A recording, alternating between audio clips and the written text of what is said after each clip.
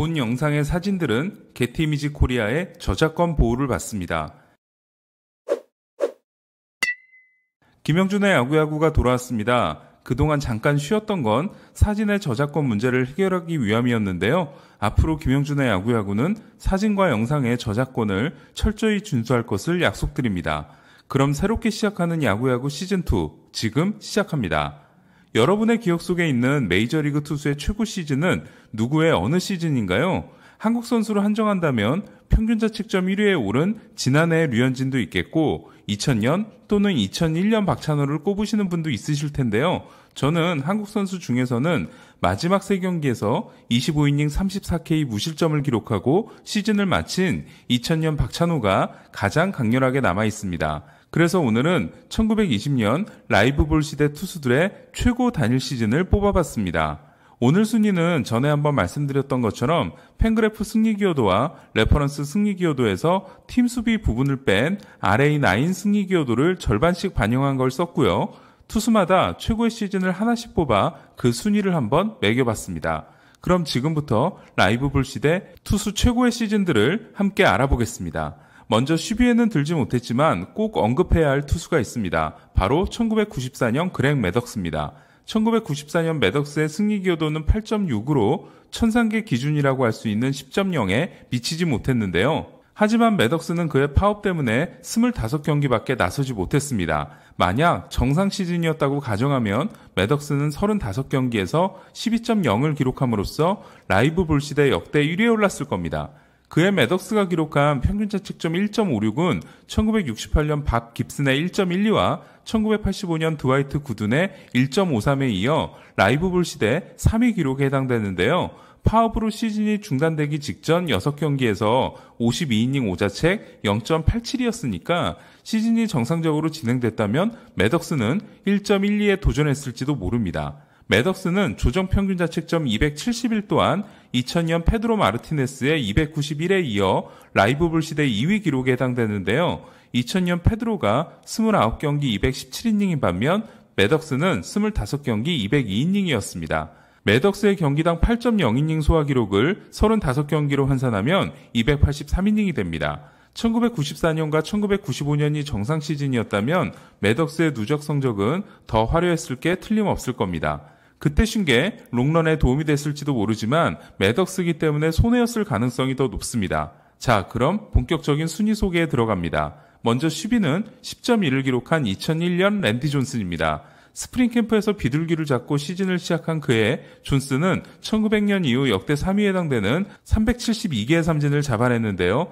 1위는 1973년 놀란 라이언의 383개, 2위는 1965년 샌디 코펙스의 382개입니다. 하지만 메이저리그 최고 기록은 1886년 맷 킬로이가 기록한 513개인데요.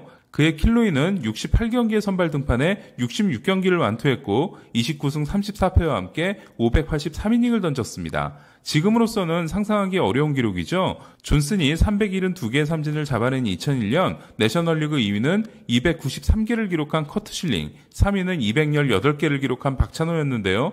하지만 존슨은 21승을 기록함으로써 22승을 따낸 맨 모리스와 실링에 밀려 트리플 크라운을 달성하지 못하게 됩니다. 9위는 의외의 이름일 수도 있는데요. 1973년 승리 기여도 10.3을 기록한 버트 블라일레븐입니다. 블라일레븐은 역대 5위에 해당되는 3,701개의 탈삼진, 그리고 라이브 볼 시대 9위에 해당되는 레퍼런스 승리 기여도 94.5를 기록하고도 2011년 14번째 투표를 통해 명예전당에 들어갔는데요. 싸이 영상 기록이 전무함은 물론 주요 타이틀이 탈삼진 하나뿐인 것, 당대 패배의 아이콘이었다는 점에서 심각한 저평가를 받다가 다승지상주의가 사라지면서 재평가를 받게 됩니다. 그리고 승리 기여도가 등장하자 더 대단한 투수였음이 확인되는데요. 1973년 22살의 블라일레브는 40경기의 선발 등판에 25번을 완투하고 325이닝과 함께 9개의 완봉승을 따냅니다. 평균 자책점은 2위, 조정 평균 자책점은 1위였습니다. 하지만 미네소타의 전력이 약했던 탓에 20승 17패에 그치고 맙니다. 8위는 매치의 더 프랜차이즈 톰 시버입니다. 시버는 1971년 10.4를 기록하는데요. 당시 시버의 강력한 라이벌은 시카고 컵스 퍼거슨 젠킨스였습니다. 1971년 시버는 20승 10패 1.76을 기록하고 평균자책점과 탈삼진에서 1위에 오릅니다. 하지만 평균자책점이 2.77로 1.01이 높은 젠킨스가 사이영상을 가져가는데요. 젠킨스는 시버보다 4승을 더 따내고 39이닝을 더 소화했습니다. 39이닝을 더 소화한 투수가 평균자책점이 1.0이 더 높다? 지금이라면 시버에게 더 많은 1위표가 가겠지만 당시는 39경기 30완투의 임팩트가 너무나 컸던 젠킨스가 17대 6으로 승리했습니다. 7위는 판타지스타 샌디 코펙스가 승리 기여도 10.6을 기록한 1966 시즌입니다. 아이러니한 건 1966년이 코펙스의 마지막 시즌이었다는 겁니다. 1965년 335와 3분의 2이닝을 던지고 382삼진을 기록한 코펙스는 팔꿈치 통증이 극심해진 1966년 323이닝 317삼진에 그치는데요. 하지만 개인 최고 기록에 해당되는 27승과 평균자책점 1.73을 기록합니다. 코펙스는 1963년 40선발 311이닝, 1965년 41선발 335와 3분의 2이닝, 1966년 41선발 323이닝을 던졌고 이는 토미존 수술도 아직 등장하지 않은 당시로서는 더 이상 공을 던질 수 없는 상황에 이르게 됩니다. 6위는 저와 여러분이 사랑한 투수가 등장하는데요. 바로 10.8을 기록한 2000년 페드로 마르티네스입니다. 2000년 페드로가 기록한 1.74가 말이 안 되는 성적인 건 귀가 따갑도록 들으셨을 텐데요.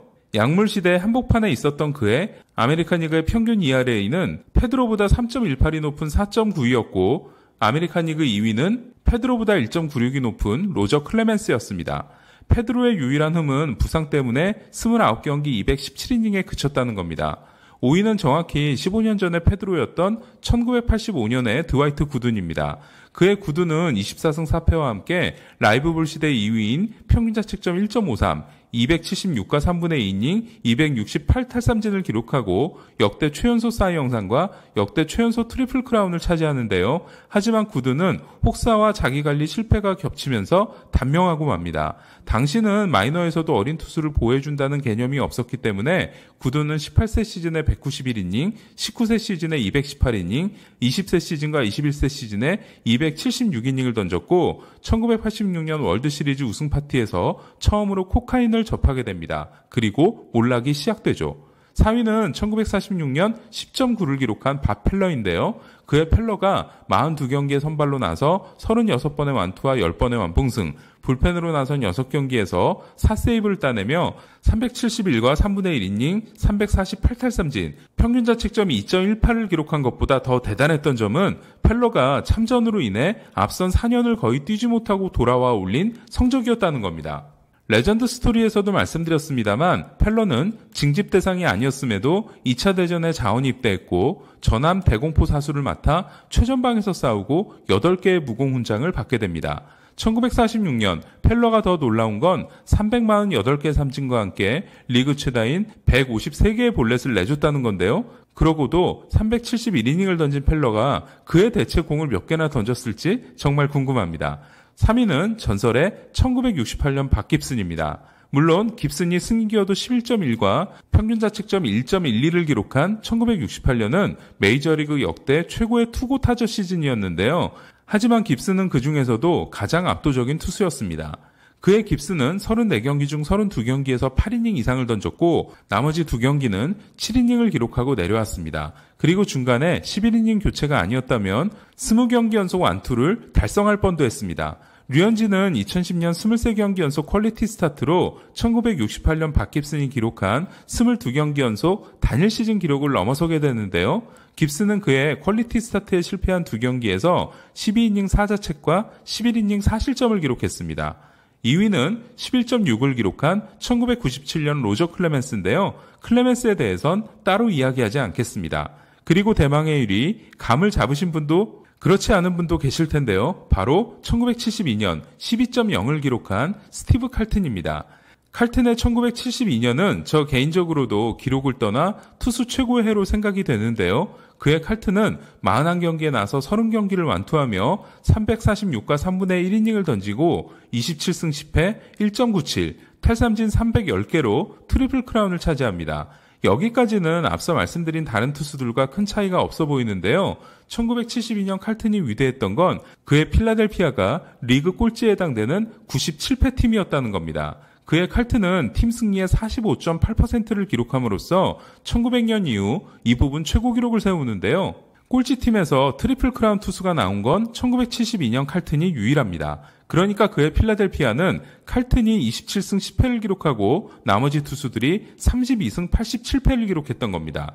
칼튼의 기록이 워낙 압도적이었기 때문에 만장일치로 싸이 영상을 가져가는데요. 칼튼은 놀란 라이언과 0.02 차이였던 평균 자책점을 제외한 나머지 항목들에서는 2위와 엄청난 차이로 1위를 하게 됩니다. 지금까지는 기록, 승리 기여도를 통한 순위 선정이었고요. 하지만 야구는 머리로만 즐기는 스포츠가 아니죠. 여러분의 마음속의 1위는 누구인가요? 본격 메이저리그 역사 주입방송 김영준의 야구는 더 재밌는 이야기를 가지고 돌아오겠습니다.